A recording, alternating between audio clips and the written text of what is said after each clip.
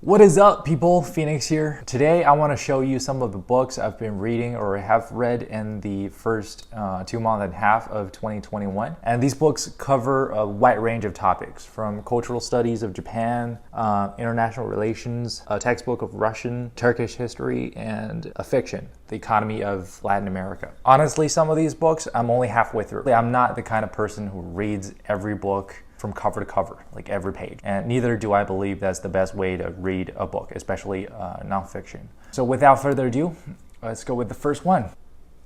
The Chrysanthemum and the Sword by Ruth Benedict. This one is a true classic of cultural studies. So Benedict was asked by the US government during World War II to do a cultural study of Japan, with which the US was at war. Imagine in the 1940s, the Western world had very little understanding of Japan. For example, the kamikaze, how were they able to be so brave? And like, they had no respect for life, right? The sense of honor, the sense of loyalty. How did that come about?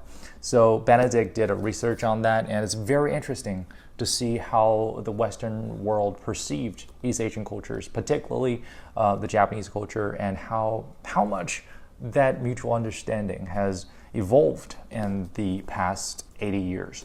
Because now most American kids probably grow up watching anime, and there's like a sushi restaurant at every corner of every major city in the US. It's very interesting to see how this understanding has evolved. Definitely worth your time if you're into Japan, Japanese culture, or cultural studies in general.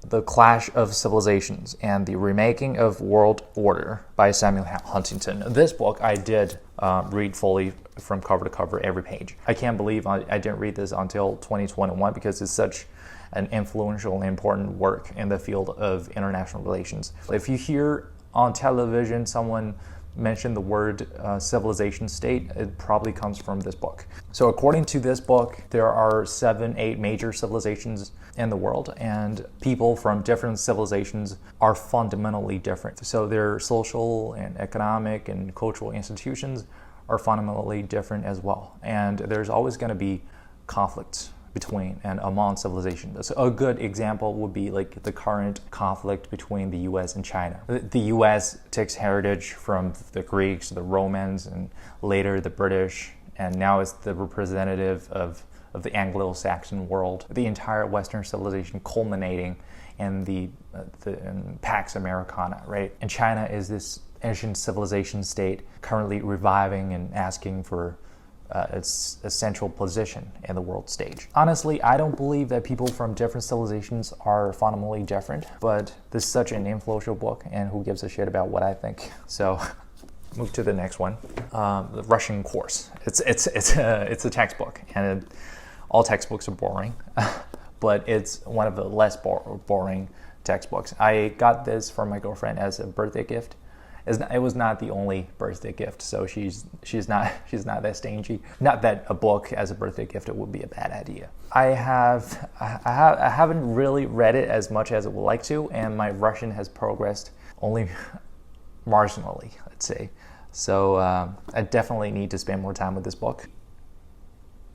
The next book, The Emergence of Modern Turkey by Bernard Lewis. So Bernard Lewis was one of the leading experts in Middle Eastern studies. I have 2 other books that I've bought that were written by Lewis, The Arabs in History and the Middle East. This book is really interesting. I've only read the first quarter of the book, and I'm already bombarded with information and intriguing ideas. One of the intriguing arguments is that the demise and fall of the Ottoman Empire started immediately after its last wave of expansion, namely the war with the Safavid Empire, the Safavid dynasty, and the taking of the Mesopotamia and part of Georgia. It's interesting because the Ottoman Empire stayed around for quite a while, 3 centuries after that war. This book also talks about the identity of a Turk, like what it means to be a Turk, its relationship with Islam, like Turkishness. It's a very complicated notion, right? Being a Turk, and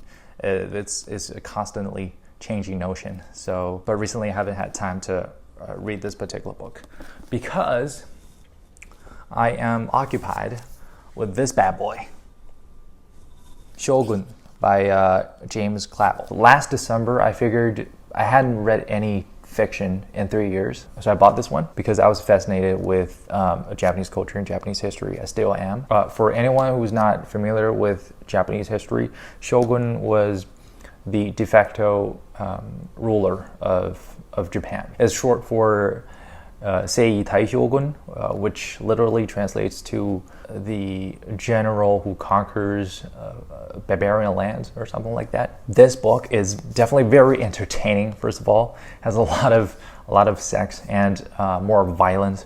It's about the adventures of, according to this book, the first Englishman to reach the islands of Japan. As a historical novel, it's not very accurate with history. I mean, the western part of the history is pretty accurate, like the unification between Portugal and Spain, and the war between the Spanish and the British and the Dutch, and also the religious background of the protagonist. But the history on the Japanese side is completely made up. At first, I thought it was like complete fiction. But after reading through the first 100, 200 pages, I realized it's kind of based on the period after the death of Hideyoshi. The conflicts between Tokugawa Ieyasu and, what is the guy's name?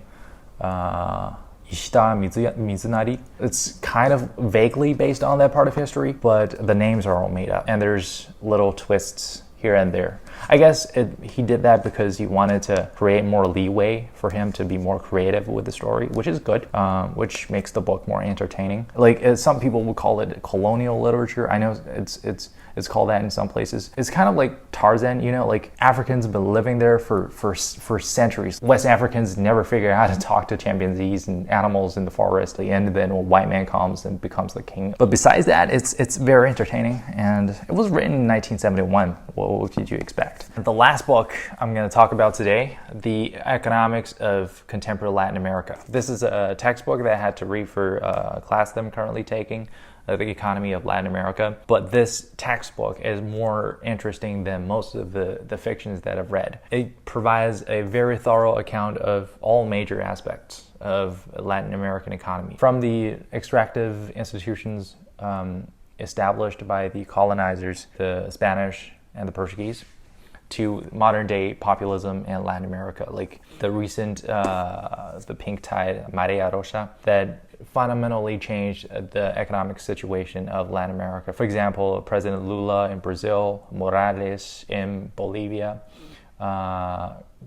President Kirchner in Argentina, the Bolivarian regime in Venezuela, of Chavez and Maduro. This book talks in detail about the macroeconomic implications of populism in Latin America. For example, highly relying on global commodity prices, on the export of natural resources, very generous fiscal spendings, and unsustainable fiscal regimes. And also this book talks about the implications of China's economic growth on Latin American economy, how China's rapid growth in the early 2000s brought Latin America a period of rapid growth as well, relatively, and how China's economic, like the slowdown of China's economic growth is going to have also implications on the Latin American economy. So that's it, my friends.